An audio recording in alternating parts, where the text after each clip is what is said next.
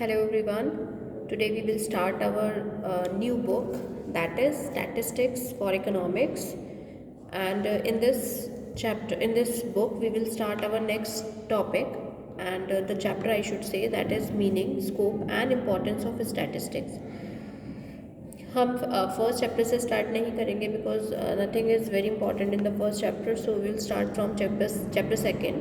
In this we will study more about statistics. What is the meaning of statistics?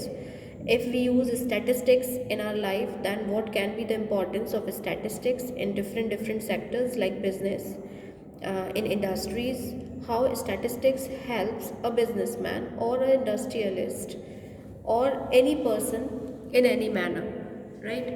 So first of all, we just have to understand the meaning of statistics, that what is statistics actually mean to us, right?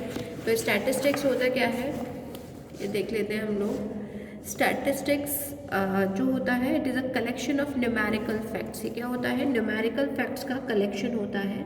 यहाँ पर जो भी हम mainly जो आपका statistics होता है, it deals in quantitative behaviour. ये क्वांटिटेटिव इन्फॉर्मेशन पर बिलीव करता है और उसी का जो डाटा होता है उससे लेकर हम बहुत कुछ एनालिसिस करते हैं, इंटरप्रिटेशन करते हैं. तो that is called, I should say that statistics is a collection of numerical facts. ये क्या होता है? न्यूमेरिकल फैक्ट्स का कलेक्शन होता है. And we can understand the statistics in two ways, that is in plural sense and in singular sense. In plural sense, it is a collection of numerical facts. अगर हम plural sense में इसको समझेंगे तो it is a collection of numerical facts. And in singular sense, statistics जो होता है, it deal with the collection. हम डाटा को कलेक्ट करते हैं यहाँ पर. After then we have to present that data, we have to analyze the data, we have to interpret the data. And the data should be of quantitative nature. जो हमारा data होना चाहिए वो क्वांटिटेटिव नेचर का ही होना चाहिए. Qualitative nature को आपका स्टैटिस्टिक्स कंसिडर नहीं करता है, राइट? तो जो आपका स्टैटिस्टिक्स होता है, इसके कुछ इम्पॉर्टेंस होते हैं. हम जो हमारा स्टैटिस्टिक्स होता है, इसको अगर हम प्लूरल सेंस में समझेंगे तो इसके कुछ कैरेक्टरिस्टिक्स हैं. Like statistics are used in plural sense must possesses the following characteristics, right? तो पहला first one is aggregate of facts. आपका जो statistics होता है, ये जो individuals होते हैं उनका स्टडी ना कर एग्रीगेट लेवल पर स्टडी करता है. तो statistics are a number of facts.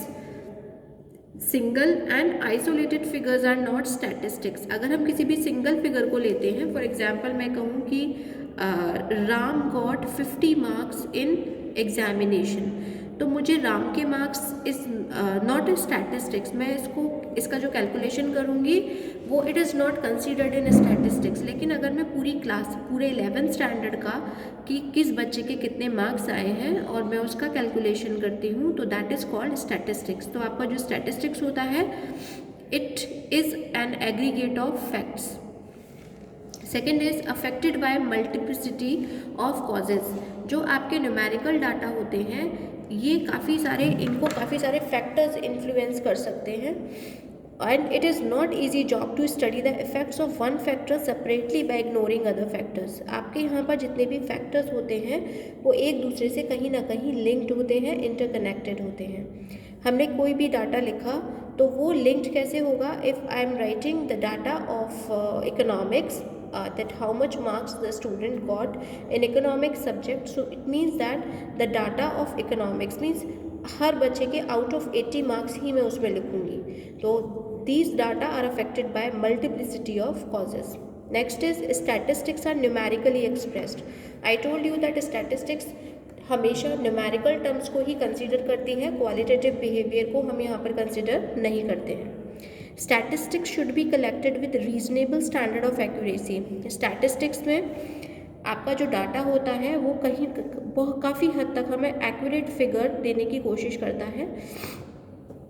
जिस तरीके से a high degree of accuracy as observed in accountancy and mathematics is not insisted upon in statistics because mass of data is involve. हमें accuracy मिलती है but जिस तरीके से mathematics accurate है, अकाउंटेंसी एक्यूरेट है, तो यहाँ पर स्टैटिस्टिक्स एग्जैक्टली हमें फिगर निकाल कर नहीं दे सकती है, क्योंकि यहाँ पर data mass collection of data होता है, हमारे पास डाटा बहुत ज़्यादा होता है, तो उसके फिगर्स और फैक्ट्स को फाइंड आउट करना थोड़ा मुश्किल होता है, तो एकदम एक्यूरेट फिगर हम फाइंड आउट नहीं कर पाते हैं।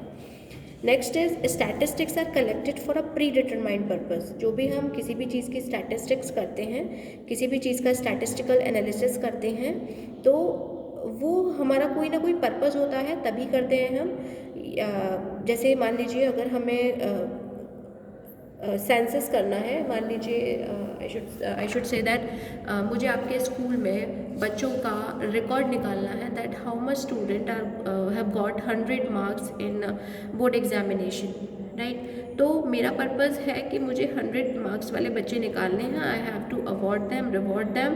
तो स्टैटिस्टिक्स जब भी हम स्टैटिस्टिक्स करते हैं, there should be a predetermined purpose behind that particular statistics, right. Statistics are collected in a systematic manner. जो भी आप डाटा कलेक्ट कर रहे हैं, जो भी फिगर्स होते हैं, फैक्ट्स होते हैं, वो बहुत ही ज़्यादा सिस्टमैटिक मैनर में प्रेजेंट भी किए जाते हैं और कलेक्ट भी किए जाते हैं, जिससे कि जब हम स्टैटिस्टिक्स करें, जब हम उसका कुछ एनालिसिस करें, तो कहीं पर भी डुप्लीकेसी आने के चांसेस ना हो, कहीं पर भी ओवरलैपिंग आने के चांसेस ना हो।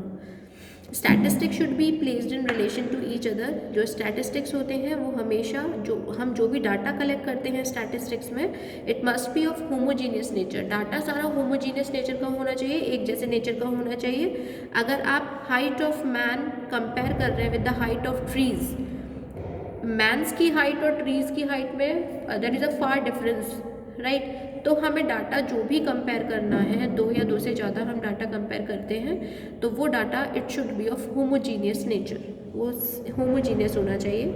इसके बाद अगर हम सिंगुलर सेंस की बात करते हैं स्टैटिस्टिक्स में, कि सिंगुलर सेंस में स्टैटिस्टिक्स क्या होती है, तो सिंगुलर सेंस में अगर हम बात करते हैं तो it may be defined as collection, presentation, analysis and interpretation of numerical data. सबसे पहले हम क्या करते हैं, डाटा को कलेक्ट करते हैं।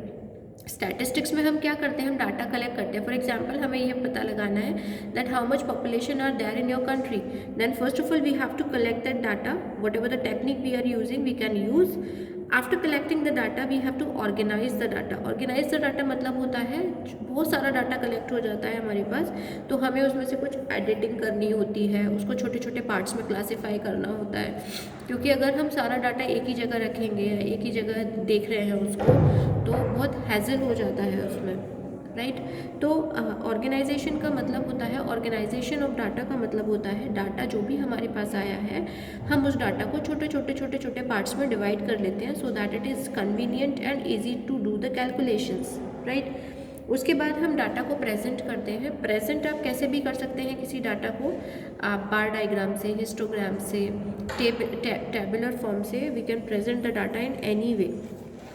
After presenting the data, we have to analyze the data, and in analysis of data we can use the techniques of statistics. That is, different techniques, different methods are there in statistics to find out that particular numerical facts, I should say. And हम आगे बढ़ेंगे तो मैं भी बता दे रही हूँ आपको, जो आपकी टेक्निक्स होती हैं, कुछ मेजर्स होते हैं like central tendency, measure of dispersion, correlation, regression, mean, median, mode, इनकी हेल्प से हम क्या फाइंड आउट करते हैं, हम डाटा को एनालिसिस करते हैं, राइट। जब आपने एनालिसिस कर लिया, एक तरीके से चेक करना है ना, चेक कर लिया, उसका कैलकुलेशंस वगैरह निकाल लिए, उसके बाद it's time to interpret the data. Interpret का मतलब होता है अब आपके सामने फैक्ट्स फिगर्स निकल आए हैं। मान लीजिए आपने अपने स्कूल का कोई भी डाटा निकाला था कि 9th स्टैंडर्ड में 9th A, 9th B, 9th C, 9th D, in 4 sections में बच्चों के मार्क्स कैसे हैं, तो वो एनालिसिस में आपके सामने आ गए हैं। अब आपको इंटरप्रेट करना है that which class is better, right. हमें किस क्लास ने बेटर किया है, ठीक है, हम एक तरीके से जजमेंट करते हैं उसमें। तो it involves statistical thinking, skills and experience to derive meaning from analyse data.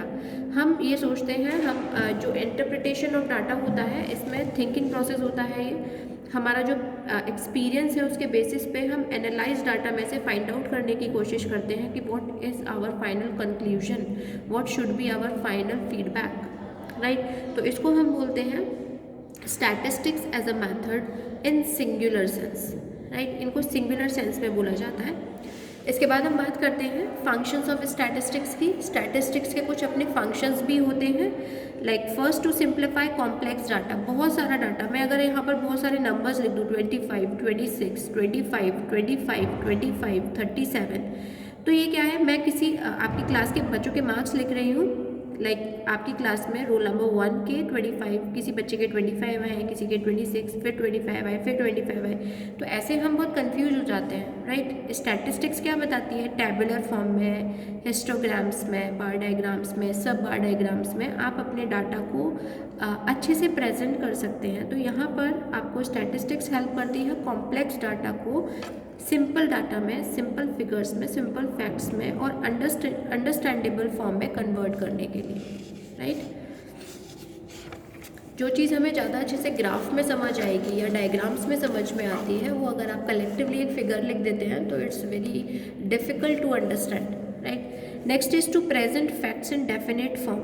आपके जितने भी फैक्ट्स होते हैं, क्वांटिटेटिव फैक्ट्स जितने भी होते हैं, उन सबको आपका जो स्टैटिस्टिक्स होता है वो एक बहुत अच्छे डेफिनेट फॉर्म में उसको शो करती है, right. For example, statement like annual rate of inflation in a country is 10% is more convincing than statement like price are rising.